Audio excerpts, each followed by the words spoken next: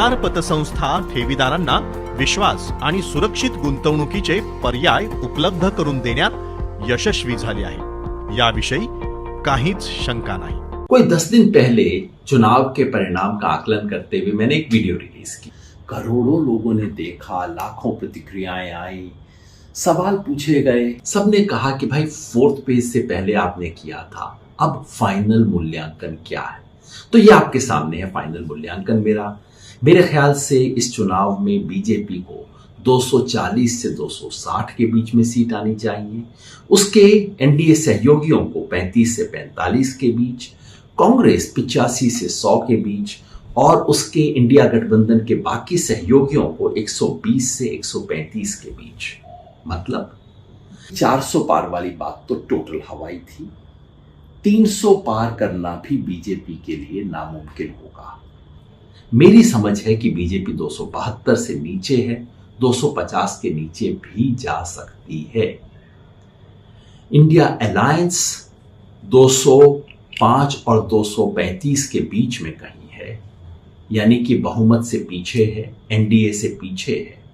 लेकिन अगर आने वाले कुछ दिनों में उत्तर प्रदेश और बिहार में कुछ बड़ा बदल हो जाता है तो ये संभावना से इनकार नहीं किया जा सकता कि उस एक्सट्रीम सिचुएशन में इंडिया गठबंधन एनडीए से आगे निकल सकता है, मगर आज है नहीं।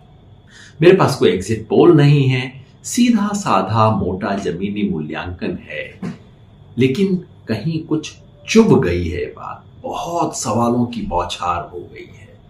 एक बात हर कोई पूछता है कि साउथ में और ईस्ट में क्या बीजेपी गेन नहीं कर रही और वहां के गेन्स होंगे, बाकी के लॉसेस तो बराबर हो जाएंगे। इस बात में छोटा सा सच का अंश है। सच का अंश ये है कि हाँ, जो तटीय पट्टी है केरला से लेकर उड़ीसा तक, इसमें बीजेपी के वोट बढ़ेंगे, थोड़ा सा सीट का भी फायदा होगा। शुरुआत यहीं से कर लेते हैं, बीजेपी के गेन्स देख लेते हैं। फायदा उतना नहीं जितना वो सोचते हैं। केरला, तमिलनाडु और पौंडीचेरी मिला के बीजेपी की अपनी सीट सिर्फ 2 बढ़ सकती है। एलाइज को भी 2 और सीट आ सकती है। आंध्र में बीजेपी के एलाई, टीडीपी और जनसेना ने बहुत अच्छा परफॉर्म शायद किया है। कुल मिला के इन्हें 15 सीट आ सकती हैं। बीजेपी की अपनी सीट बढ़ेंगी 3। तेलंगाना में इस बार सीधे कांग्रेस और बीजेपी का मुकाबला हो गया है और ऐसे में कांग्रेस की सीट भी बढ़ेंगी, बीजेपी की सीट भी बढ़ेंगी। ये भी संभव है कि लगभग बराबर हो जाए। मान लीजिए 4 सीट बीजेपी की और बढ़ गई, पहले ही 4 थी, 8 पे पहुंच गई। उड़ीसा, बीजेपी के पास ऑलरेडी 8 सीटें हैं, 4 सीट और बढ़ सकती हैं। विधानसभा में हारेंगे लेकिन लोकसभा में उनकी परफॉर्मेंस इंप्रूव होगी। कितना फायदा हुआ कुल मिला के? 13 सीट का। अब दक्षिण भारत के बाकी बचे हुए राज्य पे आ जाइए। कर्नाटका, खाली कर्नाटका में बीजेपी को कम से कम 13 सीट का नुकसान है। 25 सीट बीजेपी के पास है, एक उनके सहयोगी के पास थी। 12 से ज्यादा इस बार बीजेपी की नहीं आ रही, तो 13 सीट का जो फायदा बाकी सब राज्यों में हुआ वो अकेले कर्नाटका में बराबर हो गया। बच गया ईस्ट। बंगाल में दोनों तरह की बहुत रिपोर्ट आई है और काफी देखने के बाद मेरा मोटा मानना है कि बीजेपी जो गिरावट हुई थी उससे उठ के वापस 18 के करीब कहीं आ जाएगी। ना कोई बड़ा गेन, ना कोई बड़ा लॉस। नॉर्थ ईस्ट में पिछली बार बीजेपी ने बहुत अच्छा परफॉर्म किया था, असम और सारे राज्यों में। मोटे तौर पे बीजेपी लगभग वहीं कहीं पे खड़ी है।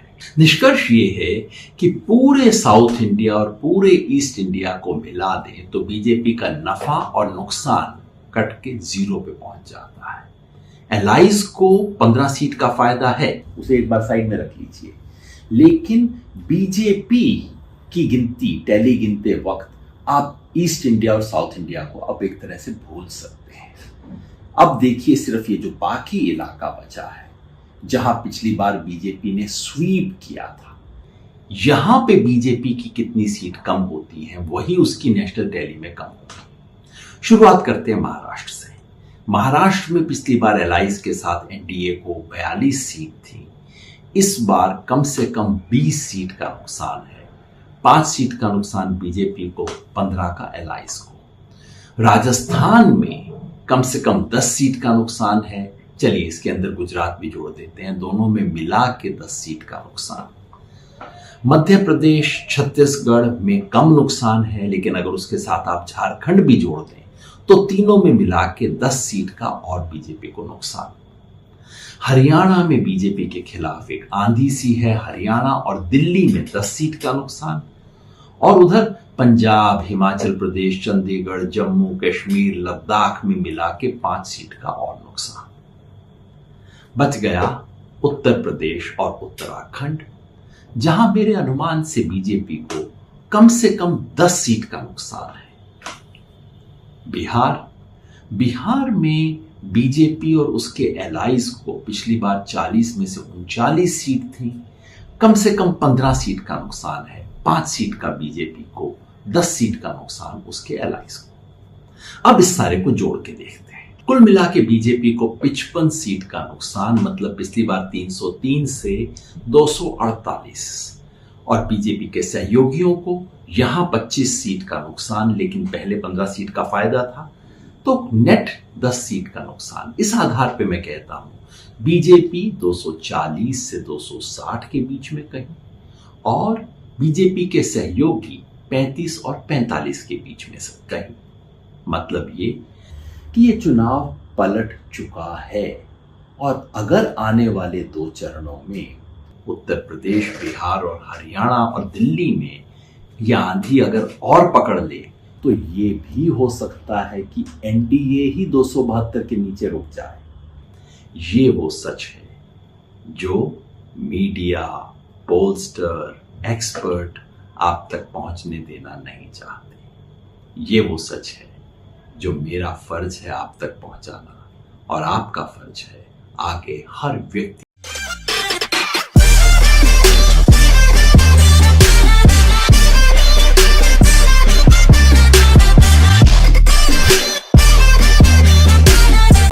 गिरणार पतसंस्था ठेवीदारांना विश्वास आणि सुरक्षित गुंतवणुकीचे पर्याय उपलब्ध करून देण्यात यशस्वी झाली आहे, याविषयी काहीच शंका नाही।